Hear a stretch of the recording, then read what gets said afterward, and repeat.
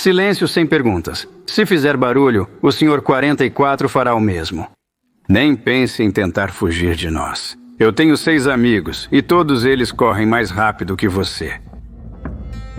Os anos 90 podem ser chamados com segurança de o boom do cinema independente. Foi justamente aquele período em que filmes extraordinários e originais começaram a romper para o mainstream. Diretores independentes desconhecidos começaram a chamar a atenção dos grandes estúdios, fazendo filmes ousados e incomuns com orçamentos baixíssimos, muitos dos quais viraram cult com o tempo.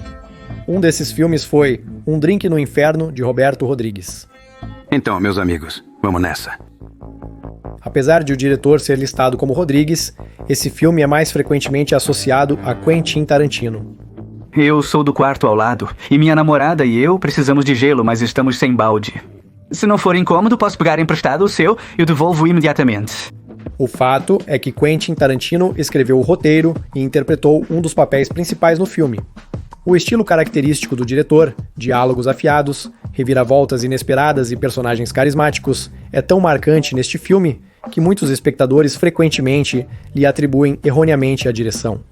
O que fiz de tão maluco? Diga, qual é o problema? Estou curioso. Agora não, Rich. Isso foi maluco e estúpido? O filme Do Crepúsculo ao Amanhecer pode ser dividido em 2 partes distintas. A primeira metade é um clássico thriller policial com diálogos típicos de Tarantino agradando seus fãs. Porém, a segunda metade, com o súbito aparecimento de um terror vampiresco, frequentemente gera discussões e até certa perplexidade.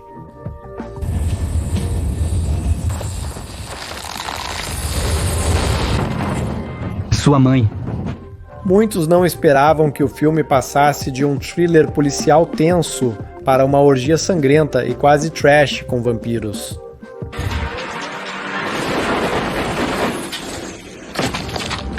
Neste vídeo, vamos tentar entender por que Tarantino e Rodrigues decidiram fazer esse experimento de gêneros. Também vamos falar sobre a paixão de Tarantino por pés femininos.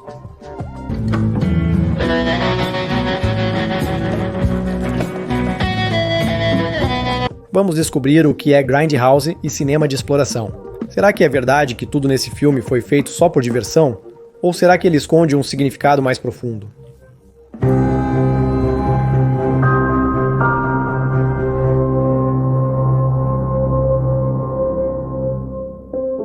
No filme Do Anoitecer ao Amanhecer, há várias cenas realmente memoráveis.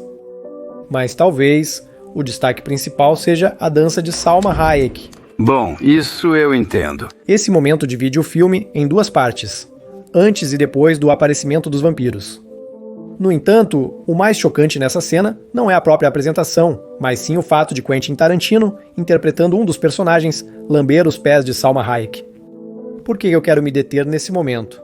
Porque foi justamente depois dessa cena que começaram a surgir piadas e suspeitas sobre Quentin Tarantino ter um fetiche por pés. É um tipo especial de atração sexual em que a pessoa sente atração por pés.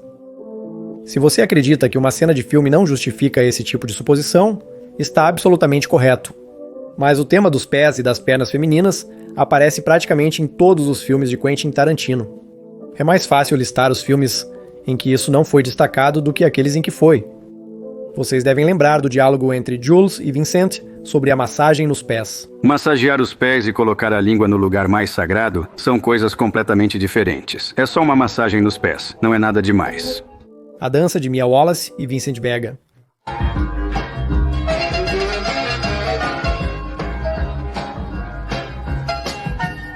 No filme Jackie Brown, a personagem coloca as pernas sobre a mesa, bem em frente ao rosto do personagem de Robert De Niro. Eu dou a mercadoria pra ele. Ele oferece pros clientes dele. Até que eu coloquei esse cara no negócio. E agora esse desgraçado tá vivendo na boa. 4 Quartos, onde Quentin Tarantino foi um dos 4 diretores. Essa é nossa vizinha de baixo. Acho que você conhece ela? Teodoro e eu nos conhecemos há muito tempo. Em Prova de Morte, também há cenas dedicadas aos pés.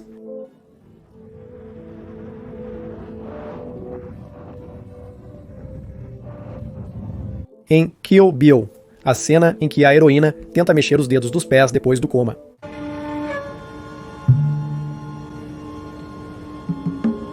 Mexendo o dedo dedão do pé. Também, no momento da luta, a garota tira os sapatos.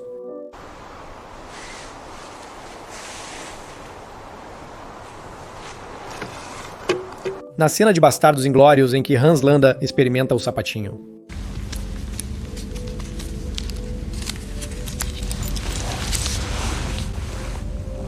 Há pés descalços em Django Livre, mas não posso mostrá-los devido à censura. Em Cães de Aluguel, não há pés descalços, porque lá não há mulheres.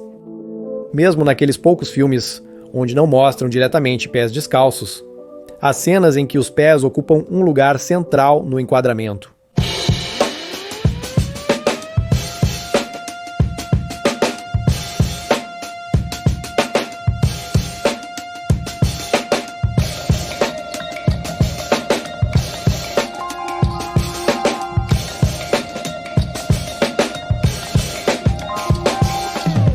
E se voltarmos à cena de Um Drink no Inferno e lembrarmos que Tarantino escreveu o roteiro e atuou nessa cena, tudo parece uma realização de suas próprias fantasias.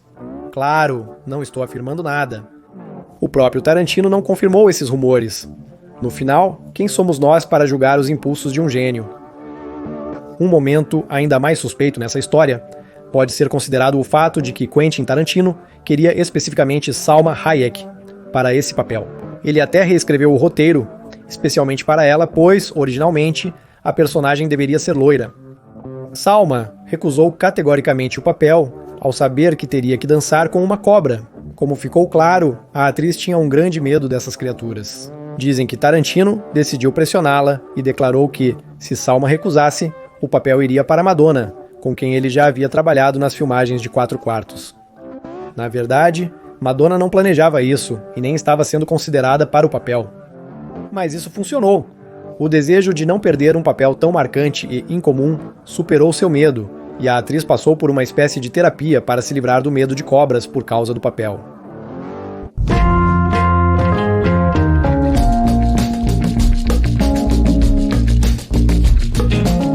Isso pode soar estranho, mas o roteiro de Um Drink no Inferno deve seu nascimento a uma coruja. Sim, exatamente, é uma coruja. A questão é que, quando Quentin estava trabalhando em seu filme de estreia, Cães de Aluguel, ele precisou de um especialista em efeitos visuais para a cena do corte da orelha. E foi decidido chamar Roberta Kurtzman.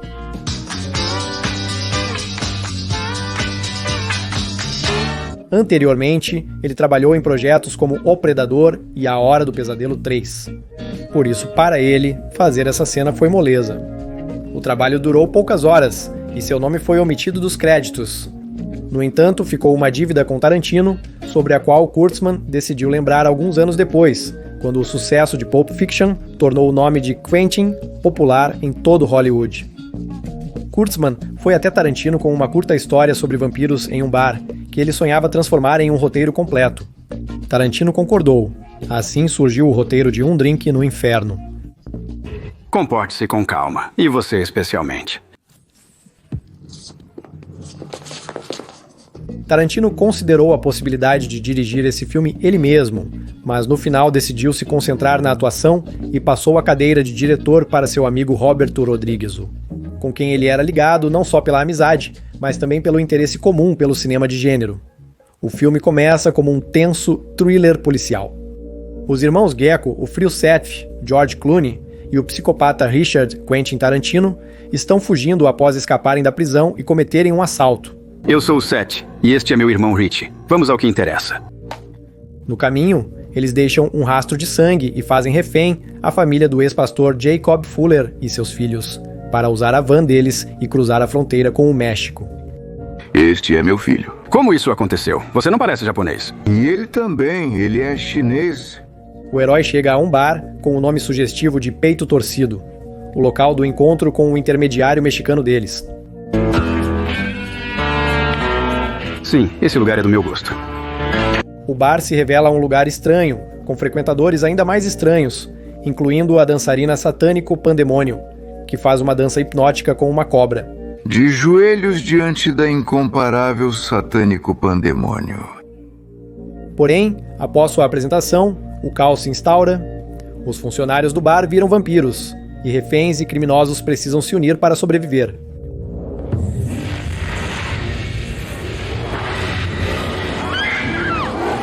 O filme muda de tom abruptamente e se torna um banho de sangue. Entram em cena cruzes, água benta e armas modificadas. Não me importo mais com minha sobrevivência. O principal é enviar o máximo dessas criaturas para o inferno. Amém. Um a um, os heróis vão morrendo, até que no final restam apenas Seth e a filha de Jacob, Kate. Me desculpe.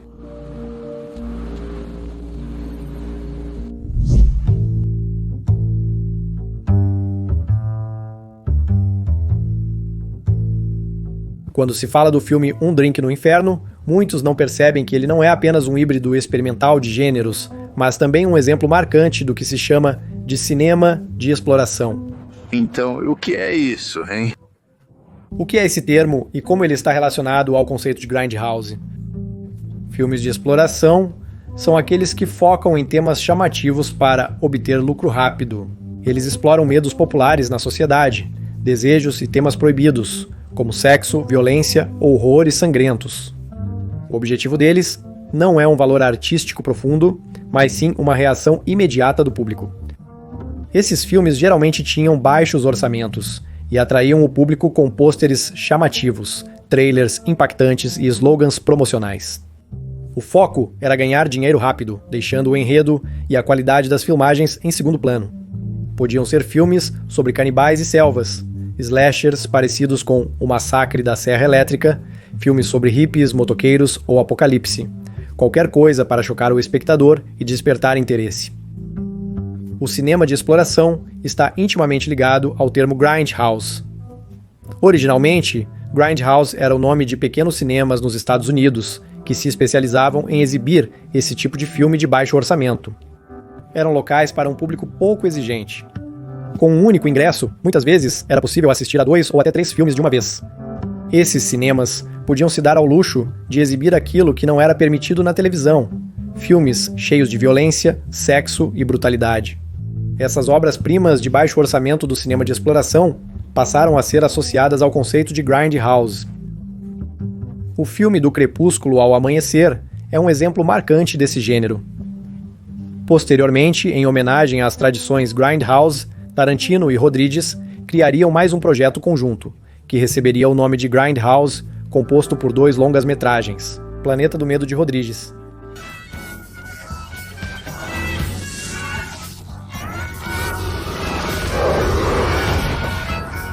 E Prova de Morte de Tarantino.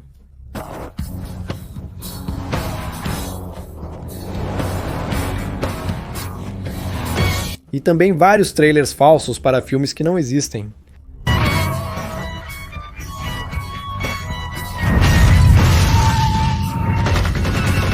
Esses trailers foram feitos pelo próprio Rodrigues, Edgar Wright, Eli Roth e o músico Rob Zombie, cuja música é literalmente impregnada da estética dos filmes de terror e do Grindhouse.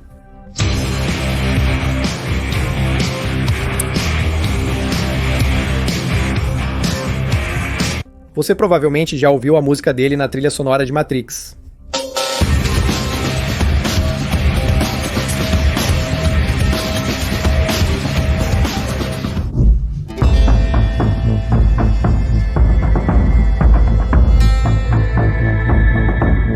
O filme Um Drink no Inferno é um exemplo marcante e uma homenagem ao Grindhouse. Mas apesar disso, ele ainda é bastante diferente do cinema clássico de exploração. Primeiramente, Tarantino não dedicou todo o tempo do filme ao trash e à violência. A primeira metade do filme é feita no gênero road movie e thriller policial, com diálogos característicos, uma atmosfera tensa e personagens carismáticos.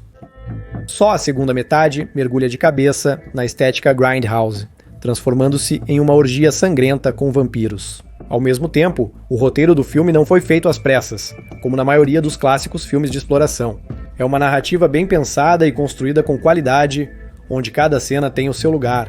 Em segundo lugar, o orçamento do filme era consideravelmente maior do que os típicos do gênero. Para Do Anoitecer ao Amanhecer, foram destinados 19 milhões. Para comparação, Cães de Aluguel foi filmado com apenas 1 a 2 milhões, enquanto Pulp Fiction, Tempo de Violência, custou 8 milhões e meio. Esse fato já destaca o filme entre os típicos filmes de exploração de baixo orçamento, onde a economia é a base da produção.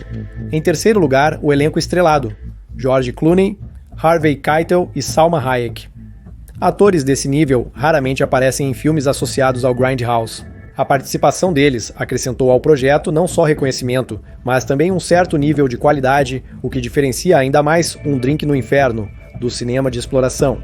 Apesar das diferenças, o filme não pretende ter um significado profundo. Não há subtextos filosóficos a serem buscados em uma história sobre vampiros e assaltantes. Mas mesmo assim, eu vou arriscar. Vamos tentar descobrir se há pelo menos algo que indiretamente possa ser considerado uma reflexão filosófica.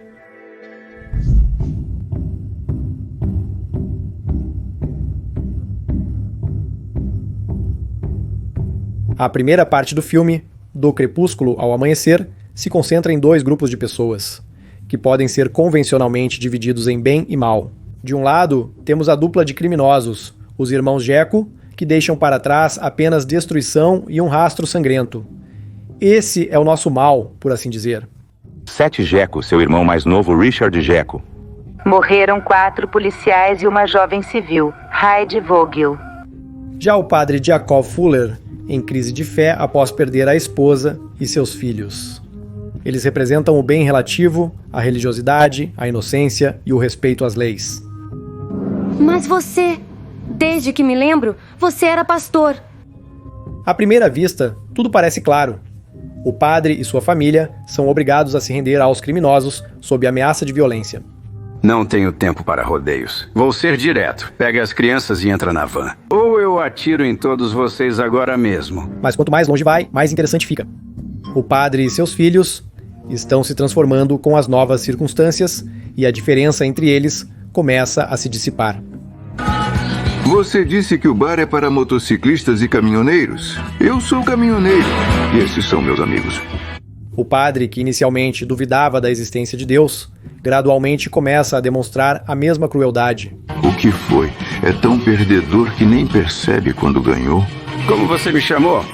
Que derruba até mesmo um bandido calejado. Jacob, beba um shot comigo. Eu insisto.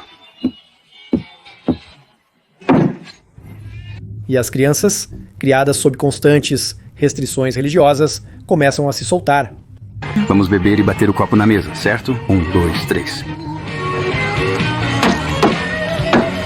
Todo esse grupo está indo para um inferno metafórico, cheio de tentações e violência, e esse ambiente em transformação também muda nossos personagens.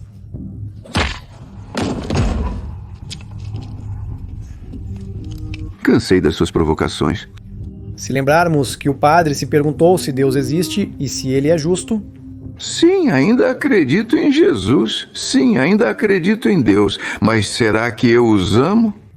Portanto, é possível presumir que a fé é um dos temas centrais do filme. Todas as pessoas que dedicaram sua vida ao serviço do Senhor têm algo em comum. Muitas e muitas vezes na sua vida, ao olhar para si mesmo no espelho, você vai se perguntar: eu não sou um tolo? E é aqui que surge uma interpretação interessante.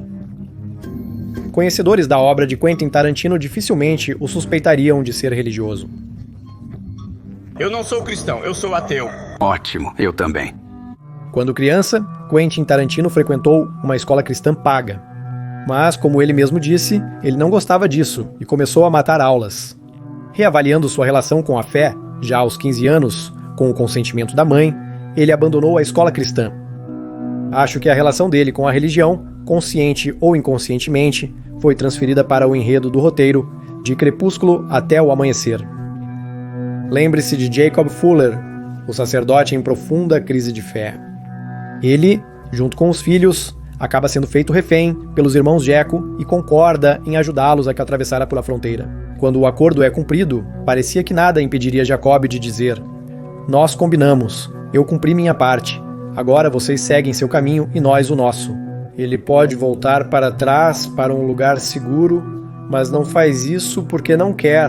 Esse momento é muito mais profundo do que pode parecer. No filme, eles cruzam a fronteira entre os países, mas na consciência do próprio Jacob, isso é uma saída simbólica além das fronteiras de seu mundo interior, daqueles limites que ele mesmo traçou para si. É uma saída além do permitido, uma saída para o desconhecido. Ele quer olhar para esse inferno metafórico para obter uma resposta. Eu não sou um tolo? E neste filme, Tarantino e Rodrigues oferecem sua resposta velada e irônica para essa pergunta. Uma resposta para uma questão da fé e de Deus. Lembra da cena em que o personagem de George Clooney fala com o padre: O que está tentando chegar até nós agora veio direto do inferno para a terra. Se existem vampiros, inferno, então provavelmente também existe Deus. E se existe o inferno e essas criaturas do Senhor vieram de lá, então deve haver também o paraíso, Jacob. Então, essa frase funciona também ao contrário. Se admitirmos a existência de Deus, por que não poderiam existir vampiros, lobisomens e outras criaturas míticas? Dessa forma, os autores parecem até zombar do próprio conceito de fé, colocando-a no mesmo nível dos mitos. O servo do Senhor facilmente enfiará uma cruz no traseiro desses monstros, abençoará a água da torneira e isso já será uma arma. Claro, não insisto na exclusividade dessa interpretação, mas pessoalmente essa ideia me parece bastante óbvia. E é exatamente aí que reside o principal subtexto filosófico deste filme, que à primeira vista não parece sério. Sagrada Escritura. Está escrito, e assim será. Se você gosta das análises de filmes de Quentin Tarantino, deixe seu like neste vídeo e escreva nos comentários qual filme você gostaria de ver na próxima análise. Que tal analisar Kill Bill ou seu filme favorito? Considerarei suas sugestões. Para os assinantes do Boost e Patreon, há uma versão estendida deste vídeo disponível. Nela tem coisas que, por vários motivos, não foi possível publicar aqui. E se você está aqui pela primeira vez e ainda não é inscrito, preste atenção na playlist que vai aparecer agora na sua tela. Nela estão reunidas todas as minhas análises dos filmes do Tarantino, como Cães de Aluguel, Pulp Fiction, Os Oito Odiados e outros.